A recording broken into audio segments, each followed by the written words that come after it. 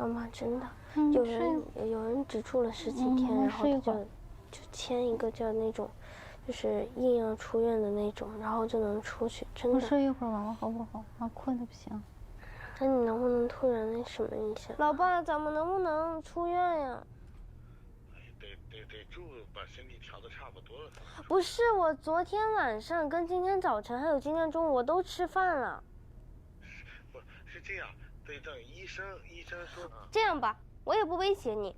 第一个，出院；第二个，在这治好了，我回去马上跳楼。你选哪个？我觉得你应该是治好了。呀，这人有病啊！妈，帮我把手机捡起来。又需要手机了？拿过来。我突然想起来，我还有话没跟他说，我得准备充足的理由。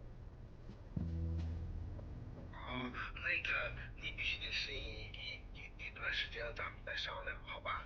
不行，我在这根本就适应不了，就是没法适应。忍受一下，不是说。可是现在真的忍受不了啊！不是所有的事情他都能忍受得了的呀，要不然你过来自己住2天呀。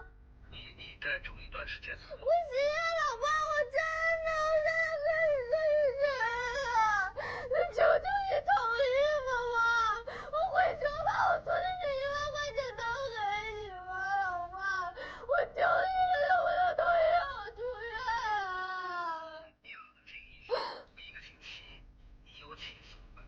老爸不行，我元旦的时候我想去乐园要什么地方过，我不想在这个地方过。你必须最少是1个星期达到医生的一个阶段性的一个要求，然后我去跟医生商量，就是1个星期才能看出来一个大体的你的改变的情况。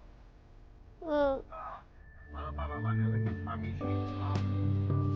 谁想跟你聊天啊？